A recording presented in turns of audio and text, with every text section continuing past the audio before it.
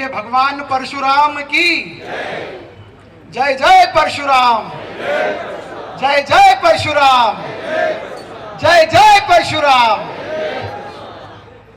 आज के इस कार्यक्रम में उपस्थित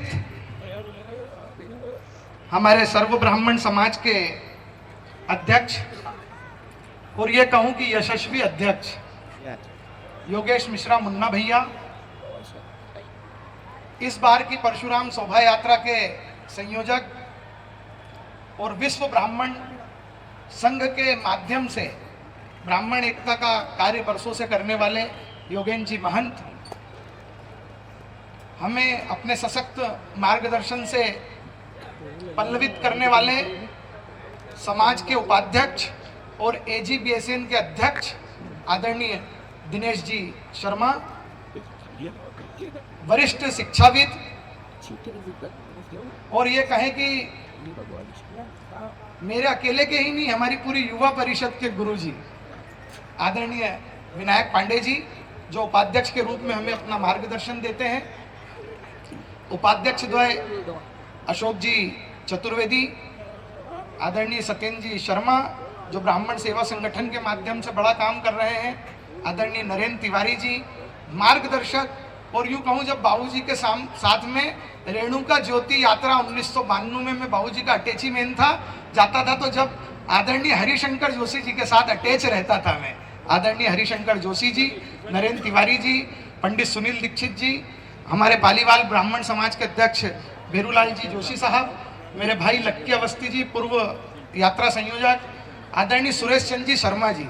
मैं सुरेश चंद्र जी शर्मा जी, एक मिनट आप खड़े होकर के अभिवादन करें। आप हमारी कार्यकारिणी में सदस्य हैं और ये मुझे बाय एक्सीडेंट आज से 6-7 साल पहले मिल गए थे।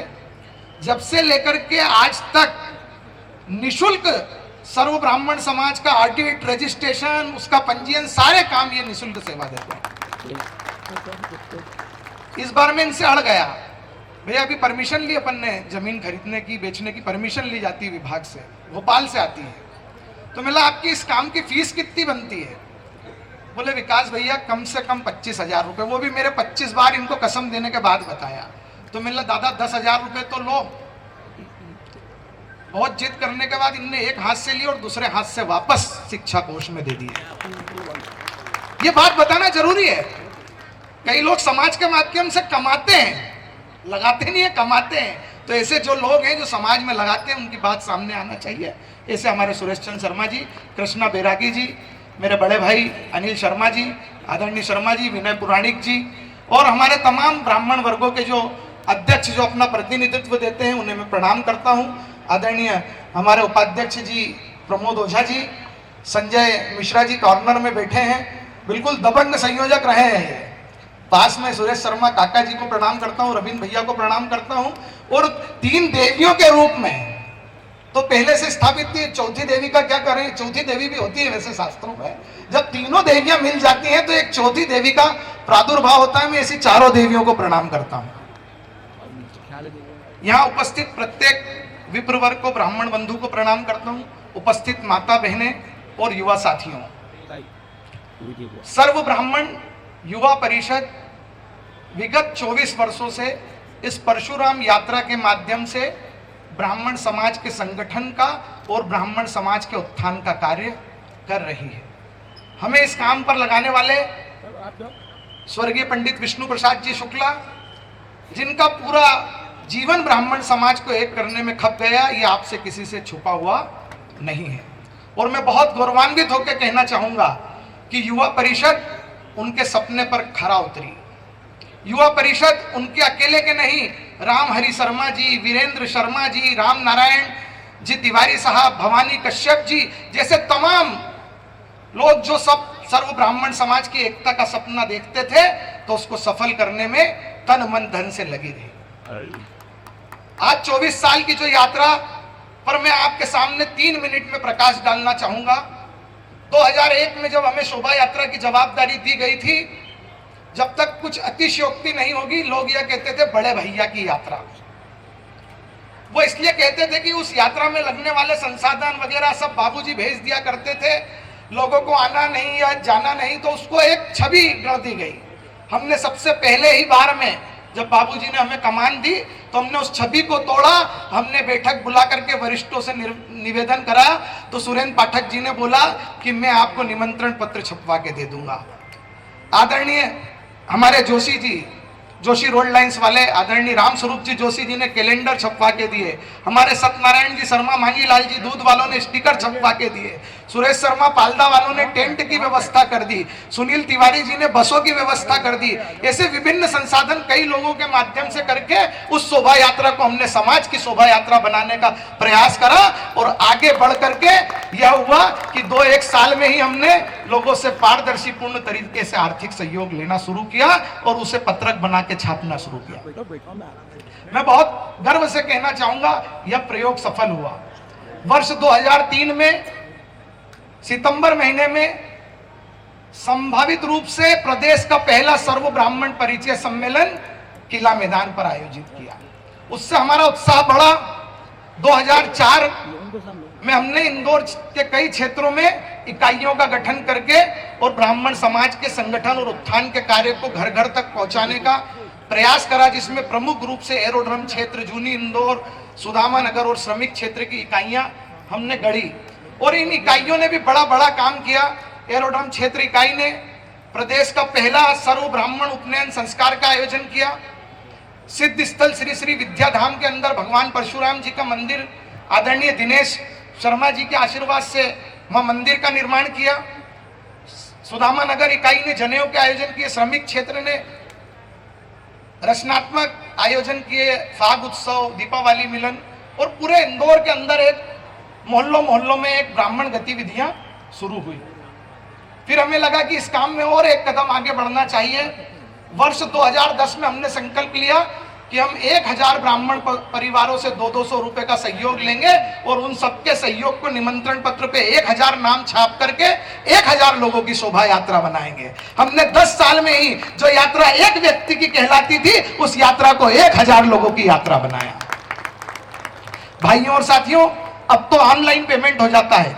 2010 में आप ये मान लीजिए कि हमको 200 रुपए लेने के लिए कई बार 50 रुपए का पेट्रोल जलाना पड़ता था और 1000 रुपए का खून जलाना पड़ता था। लेकिन युवा परिषद की टीम ने जब संकल्प लिया तो संकल्प को पूरा किया और उस अभियान को दिन पे दिन इतने 4 चांद लगे कि पिछली बार लोकेश जी ने बोल दिया भैया इस बार हम 1500 लोगों से संकल्प लाएंगे, सहयोग लेकर के आएंगे, लेके आए भी और इस बार तो वो 2000 परिवारों तक संपर्क करने जा रहे हैं। थोड़ी सी सुविधा ये मिल जाती है कि हमें ऑनलाइन पेमेंट आ जाता है। ऑनलाइन का जमाना है, हम उनसे ऑनलाइन ही संपर्क कर लेते हैं। लेकिन ये कठिन कार्य है। ये कार्य जब पूरा हो रहा है कि हम 2000 नामों को मई रसीद नंबर सोशल मीडिया पे डालेंगे, ये प्रत्येक व्यक्ति को जानकारी है। कुछ लोगों ने कहा कि भैया मैं यहीं बैठे हुए हमारे परसाई जी बोले भैया 2000 रुपए देना चाहता हूँ, घर के 10 नाम लिख लो। मैंने नहीं भैया, हम एक परिवार से एक व्यक्ति से ही 200 रुपए ही लेंगे, हमें 2000 परिवार तक जाना है। ये सब जब संकल्प लेके निकले तो इंदौर की एकता में 4 चांद निकले। आदरणीय सत्तन जी ने कहा कि इंदौर का काम पूरा हुआ, कुछ प्रदेश के लिए सोचो, कुछ प्रदेश के समाज के संगठन को आगे बढ़ाओ। तो एक कार्य योजना बनाई गई और 2013 में हमने 5 सूत्रीय मांग को लेकर के पूरे प्रदेश की ब्राह्मण जोड़ो यात्रा निकाली। पूरे प्रदेश के 33 जिलों में और 17 तहसील में गए और ऐसी भगवान परशुराम जी की मूर्ति वहां के संगठनों को भेंट की और 5 सूत्रीय आंदोलन चलाया, जिसमें पहली मांग थी परशुराम जयंती पर शासकीय अवकाश घोषित हो। वो एकता का चमत्कार हुआ और मात्र 4 महीने में ही परिणाम आ गया और परशुराम जयंती का शासकीय अवकाश घोषित हो गया। इसके बाद हमारा उत्साह बढ़ा तो इंदौर में सर्व ब्राह्मण समाज का गठन करके आदरणीय सत्तन जी को अध्यक्ष बनाया। गुरुजी ने कहा मैं केवल अध्यक्ष बन के नहीं बैठूंगा, कोई संकल्प लूंगा, कोई काम लूंगा, उस काम को पूरा करूंगा तो ही मैं अध्यक्ष बनूंगा। तो गुरुजी ने संकल्प लिया कि हम एक सर्व ब्राह्मण समाज का भवन बनाएंगे, अपन ब्राह्मण समाज के घर घर जाकर के झोली फैला के उनसे सहयोग लेंगे। और वो संकल्प आप लोगों को बताना चाहता हूं, मुन्ना भैया के सहयोग से वो संकल्प पूरा होने जा रहा है। अगले 4-5 महीनों के अंदर हम अपने भवन में अगला कार्यक्रम करेंगे। आपको बताना चाहूंगा, मुन्ना भैया ने मात्र 40-45 लाख रुपए में जो 1 बीघा जमीन दिलाई, वो 1 बीघा जमीन आज 3 करोड़ रुपए की हो गई है और हम 1 करोड़ रुपए खर्च करके वहां पर भवन निर्माण करने जा रहे हैं। हमारे पूर्व विधायक और युवा परिषद के संस्थापक संयोजक संजय शुक्ला जी हमारे बीच उपस्थित हैं। आप अपना आसन ग्रहण करें। इस प्रकार के हमने अनेक काम जब किए तब जाकर के ये चमक आई है कि आज आप लोगों की इतनी बड़ी संख्या में उपस्थिति होती है। आज आप तन मन और धन से ब्राह्मण समाज के हर काम में सहयोग करते हैं। मैं आपको बताना चाहूंगा, इस गठन करने के बाद हमारे मन में विचार आया कि हम आर्थिक रूप से कमजोर ब्राह्मण विद्यार्थियों को छात्रवृत्ति दें। पहला वर्ष था जब हमें 2 लाख रुपए इकट्ठे करने में पसीने आ गए थे, और ये अभी नवा वर्ष गया है कि हम किसी से मांगने नहीं गए, केवल हमारी कार्य प्रणाली को देखते हुए, हमारी भावना को देखते हुए 271 लोगों ने 18,90,000 रुपए हमें दिए। ये युवा परिषद की कार्य प्रणाली है। और तो और ब्राह्मण तो ठीक है, एक गैर ब्राह्मण बंधु हमारा है स्वप्निल कोठारी जी ने जो कार्य प्रणाली देखी तो 57 सीट दे दी। उन 57 सीट की अगर फीस देखी जाए तो 1 करोड़ रुपए होती है। हमने भी पारदर्शी कार्य प्रणाली से 29 बच्चों का चयन करा और उन्हें 50 लाख रुपए की फीस पूर्णतः निःशुल्क कराई। कई लोगों को लगा था चुनाव का वर्ष है तो दे रहे हैं। अरे भैया, चुनाव तो 230 लोग लड़ रहे हैं, दे तो एक रहा है, तो उसके देने का सम्मान करो। इस वर्ष भी वो कई बच्चों को निःशुल्क शिक्षा देंगे, उन्होंने मुझसे वादा करा। ये हमारी बात चली, यहां तक हम पहुंच गए। 2018 में ST/SC एक्ट आया, ब्राह्मणों को सबने मिल के गाली दी। कोई राजनीतिक दल ब्राह्मणों को बोलने के पक्ष में नहीं था। इंदौर की युवा परिषद से इंदौर के लोगों ने आवाज उठाई और बोला कि हम भी ना भाजपा के साथ ना कांग्रेस के साथ, अब हम भी नोटा को वोट देंगे। और हमने नोटा आंदोलन चलाया और इस देश की राजनीति को हिला करके रख दिया। उसका ही परिणाम हुआ कि देश के यशस्वी प्रधानमंत्री ने आर्थिक रूप से कमजोर सवर्ण समाज को 10% आरक्षण दिया। यह आपकी ताकत का ही परिणाम था। उस सब कामों को हम करते करते जब पिछले चुनावी वर्ष में हमने ब्राह्मण समाज को छात्रवृत्ति दी जाए, ब्राह्मण समाज के निर्धन बच्चों को, सवर्ण समाज के आर्थिक रूप से कमजोर बच्चों को सरकार छात्रवृत्ति दे, तो हमने 1 वर्ष भर आंदोलन चलाया। वो आंदोलन पूर्णतः भले ही सफल नहीं हुआ हो, लेकिन वो आंदोलन फिर चुनाव के बाद हम चलाएंगे। और जो हमने संकल्प लिया था, हम प्रत्येक आर्थिक रूप से कमजोर ब्राह्मण विद्यार्थी को छात्रवृत्ति सरकार से दिलवा करके ही रहेंगे। विधायक हमारे गोलू शुक्ला जी उपस्थित हैं। मैं अभिषेक जी से और कन्नू भैया से निवेदन करूंगा, भैया को मंच पर लाएं। भाइयों, फिर भी आंशिक सफलता मिली है। आंशिक सफलता ऐसे मिली है कि मध्य प्रदेश के मुख्यमंत्री मोहन यादव जी ने इस वर्ष 20 बच्चों को आर्थिक रूप से कमजोर सामान्य वर्ग के, जिसके अंदर ब्राह्मण, क्षत्रिय और वैश्य समाज के बच्चे आते हैं, उन्हें विदेश पढ़ाई सरकार की तरफ से करने भेज दिया है। अगर उन 20 बच्चों की विदेश की पढ़ाई का खर्चा हम देखें तो वह 5 करोड़ रुपए का खर्चा आएगा। हर वर्ष प्रदेश की सरकार 20 बच्चों को भेजेगी। आपकी जानकारी में बता दूं, उन 20 बच्चों में से 13 बच्चों का चयन ब्राह्मण के बच्चों का हुआ। तो आज ये सब बातें क्यों हो रही है? क्योंकि आप एकजुट हो रहे हो, आप संगठित हो रहे हो, आप समाज में अपनी बात को प्रमुखता से रख देते हो, तो सरकार और ब्यूरोक्रेट्स आपका ध्यान दे रही है। लेकिन एक मन में दर्द है। आज सत्तन जी होते तो मैं उनके सामने रखता, आप सब जी भी वरिष्ठ हैं हमारे, आप सबके सामने एक दर्द रखना चाहता हूं। वो दर्द, मेरा दर्द, युवा परिषद से जुड़े लोगों का दर्द या इंदौर के लोगों का दर्द नहीं है। वो पूरे इंदौर के, पूरे मध्य प्रदेश के ब्राह्मण, आम ब्राह्मणों का दर्द है। और वो दर्द क्या है? हमें जब पंडित विष्णु प्रसाद शुक्ला जी ने ब्राह्मण समाज के काम में लगाया था, तो वो एक बात बोलते थे कि ब्राह्मणों का कहीं भी चुनाव हो, फिर वो हाई कोर्ट में बार एसोसिएशन का हो, प्रेस क्लब का हो, पार्षद का हो, विधायक का हो, सांसद का हो, पूरे ब्राह्मण समाज को एकजुट करो और उसके पक्ष में काम करो, तो निश्चित रूप से राजनीतिक दल तुम्हारे आगे झुकेगा। और मुझे याद है 1999 में महेश जोशी जी के समर्थन में हम सबको कानपुर धर्मशाला से वाहन रैली निकालने का कहते थे। हम भी उनके बनाए रास्ते पर चले और मैं तो खूब चला। आपको मालूम होगा मुन्ना भैया, 2008 में मैं युवा मोर्चा का नगर महामंत्री था। महामंत्री रहते हुए मैंने रवीन्द्र नाट्यगृह में एक बैठक बुला करके ब्राह्मण का वोट ब्राह्मण विषय पर परिचर्चा करवा दी। अपने हितैषी ब्राह्मणों ने रिकॉर्डिंग करके नरेंद्र सिंह जी तोमर को दे दी और पार्टी ने मुझे बाहर का रास्ता दिखा दिया। वो तो सत्संग गुरु का भगवान भला करे तो उनको पार्टी में वापस ले आए। ऐसे दर्द अभी हाल ही में इसी प्रांगण में ब्राह्मण प्रत्याशियों को पार्टी न देखते हुए मदद करने का आह्वान करा।